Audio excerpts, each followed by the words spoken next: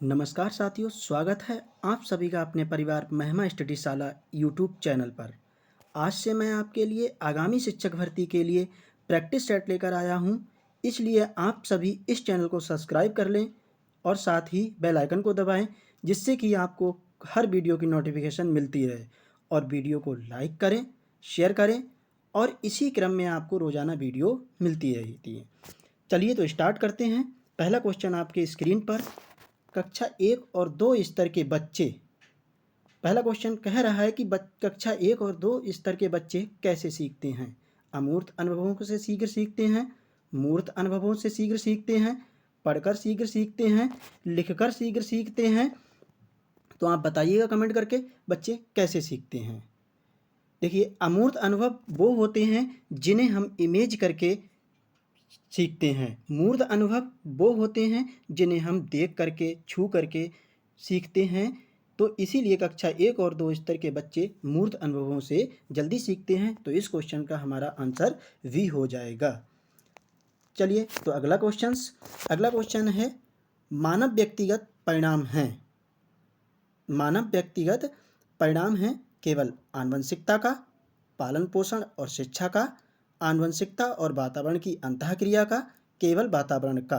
तो इस क्वेश्चन का राइट आंसर सी हो जाएगा, यानी कि आनुवंशिकता और वातावरण की अंतःक्रिया का मानव व्यक्तिगत परिणाम होता है। नेक्स्ट क्वेश्चन, निम्न में से कौन से विकास का सिद्धांत है। निम्न में से कौन सा विकास का सिद्धांत है। यह निरंतर चलने वाली प्रक्रिया नहीं है, विकास की सभी प्रक्रियाएं अंतः संबंधित नहीं हैं, सभी की विकास दर समान नहीं होती है, विकास हमेशा रेखीय होता है। देखिए, ये निरंतर चलने वाली प्रक्रिया नहीं है, ऐसा नहीं है, क्योंकि विकास हमेशा चलता रहता है।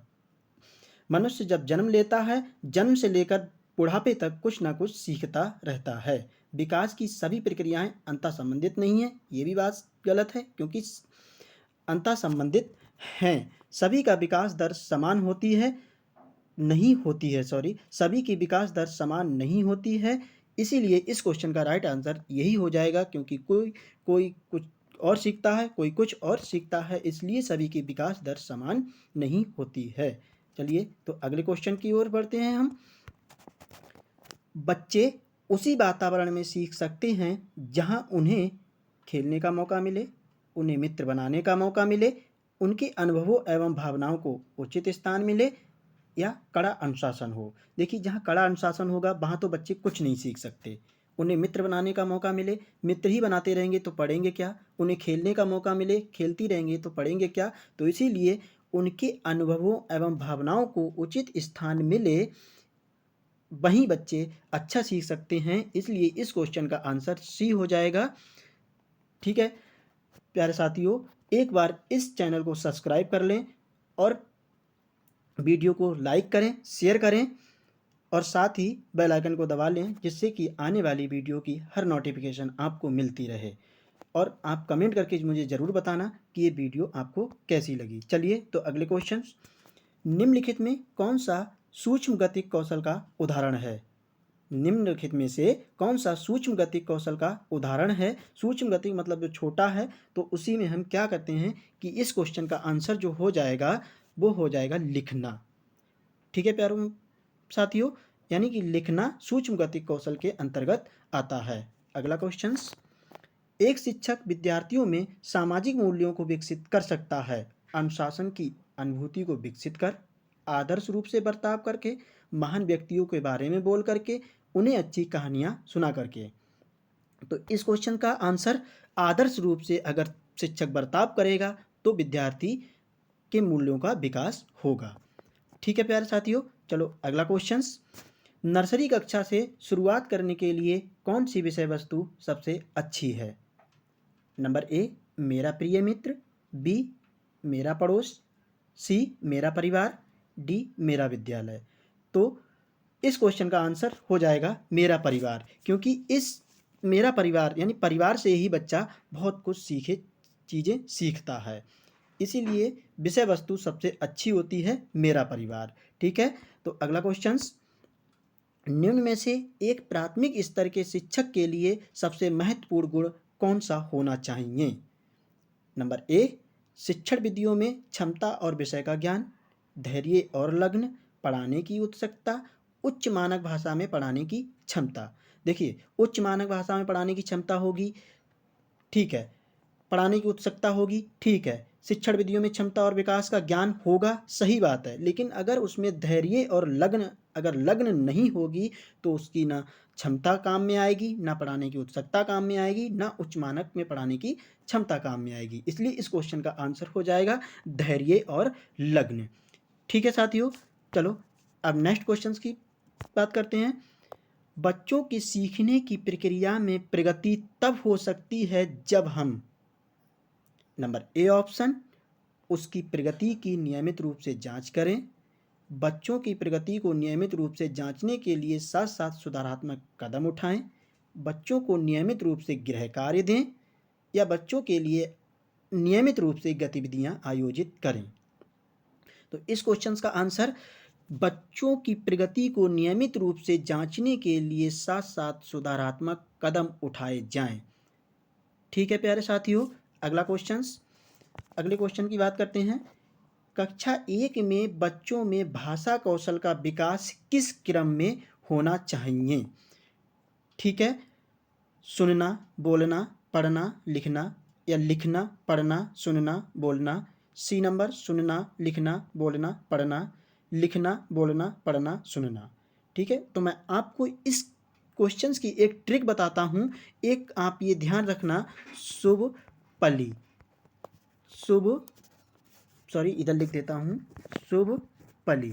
ठीक है प्यारे साथियों, तो देखिए, सु मीन्स होता है सुनना, वा मीन्स होता है बोलना, पा मीन्स होता है पढ़ना, और ला मीन्स होता है लिखना।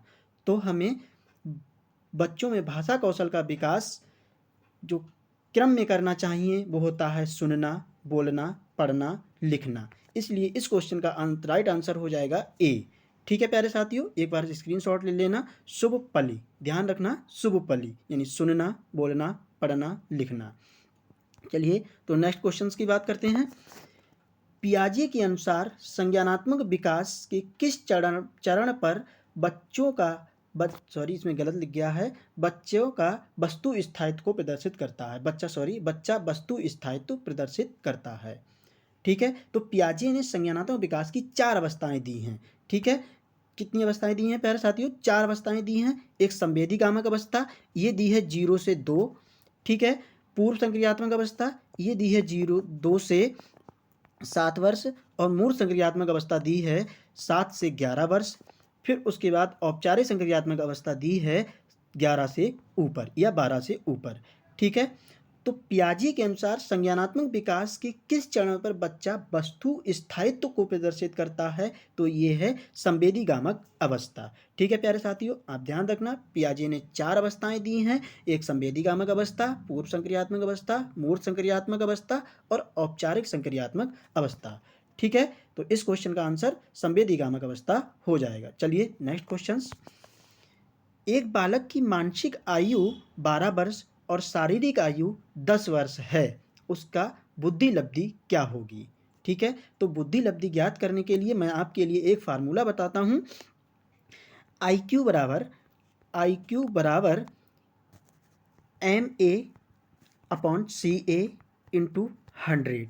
ठीक है प्यारे साथियों, तो इसमें मैं MA यानी कि 12 वर्ष बटे CA कितना हो जाएगा 10 वर्ष, और गुणा 100 करेंगे हम तो ये एक 0 से 0 कट जाएगा। अब ये की मल्टीप्लाई हो जाएगी, क्योंकि 1 से डिवाइड करेंगे तो 10 ही रहेगा, तो 12 और 10 की गुणा करेंगे तो 120 आंसर हो जाएगा। तो इस 120 हमारा ए ऑप्शन में है, तो ए ऑप्शन में हमारा कौन सा हो जाएगा 120। ठीक है, एक बालक की मानसिक आयु 12 वर्ष और शारीरिक आयु 10 वर्ष है, तो उसकी बुद्धि लब्धि 120 वर्ष होगी। चलिए तो नेक्स्ट क्वेश्चन। एक शिक्षक बच्चे द्वारा की गई छोटी छोटी गलतियों पर क्रोध प्रकट करता है, तो ये इंगित करता है भाई बच्चे का शुभचिंतक है, उसमें ज्ञान की कमी है, वह कुंठित है, वह संवेगात्मक रूप से संतुलित नहीं है। देखिए, जब कोई टीचर छोटी छोटी गलतियों पर बच्चों पर को क्रोध प्रकट करता है तो इस क्वेश्चन का आंसर यानी वह संवेगात्मक रूप से संतुलित नहीं होगा, इसलिए इस क्वेश्चन का आंसर 13 का डी हो जाएगा। ठीक है प्यारे साथियों, चलिए नेक्स्ट क्वेश्चन।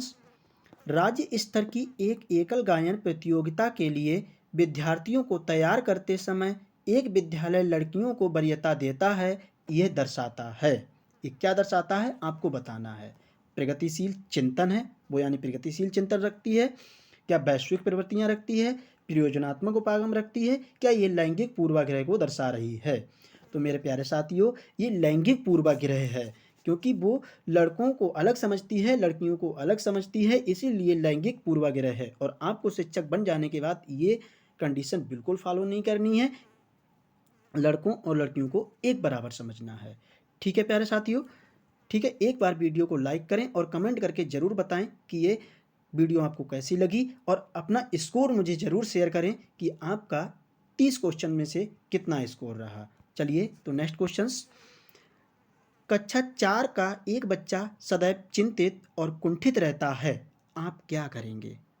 कक्षा 4 का एक बच्चा सदैव चिंतित और कुंठित रहता है, आप क्या करेंगे। उसके अभिभावक से शिकायत करेंगे, मनोचिकित्सक के पास ले जाएंगे, स्वयं परामर्शदाता की भूमिका का निर्वाह करेंगे, उसे उसके भाग्य पर छोड़ देंगे।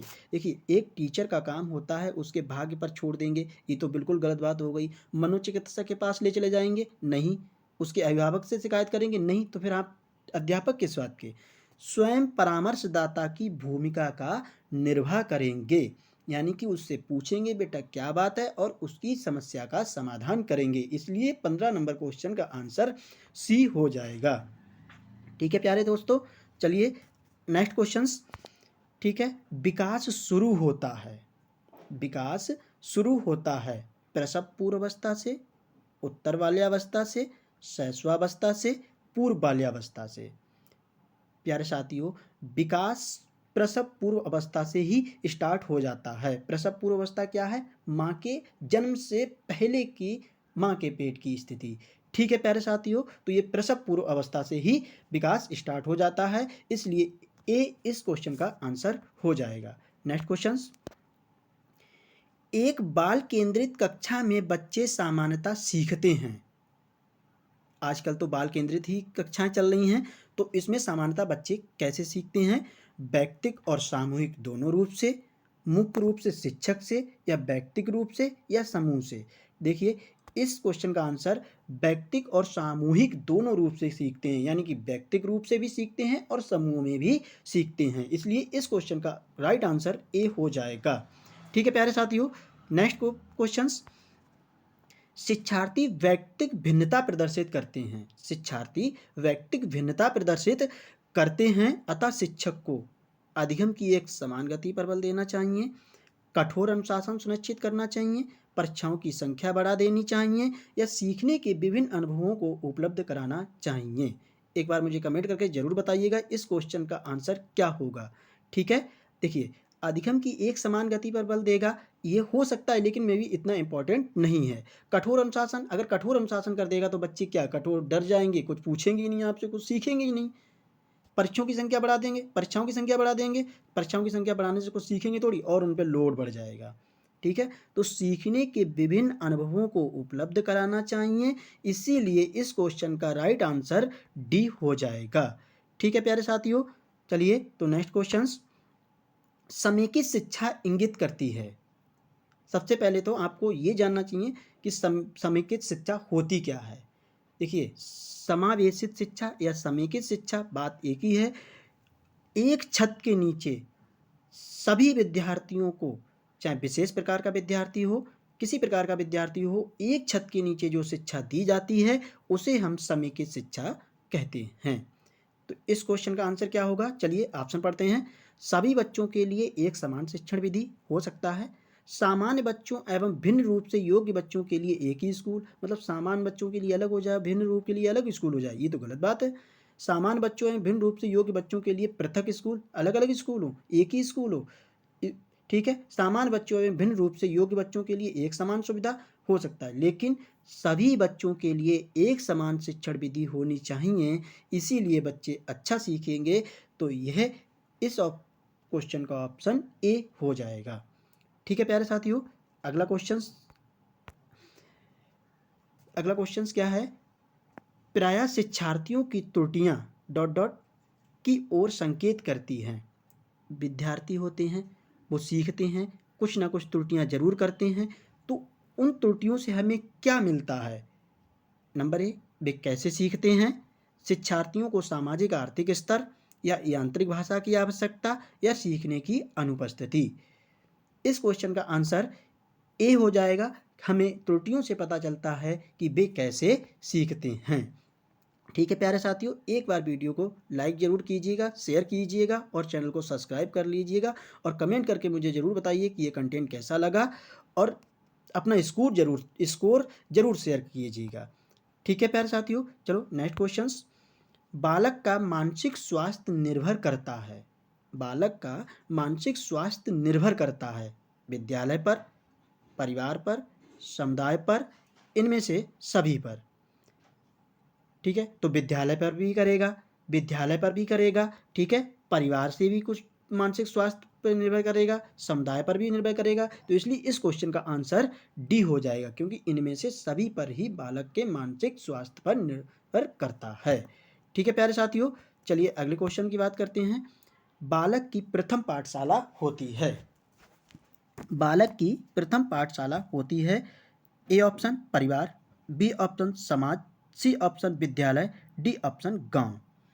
ठीक है साथियों, तो प्रथम पाठशाला कौन होता है, परिवार होती है। प्रथम पाठशाला परिवार होती है और बालक की प्रथम अध्यापिका जो होती है उसकी माँ होती है।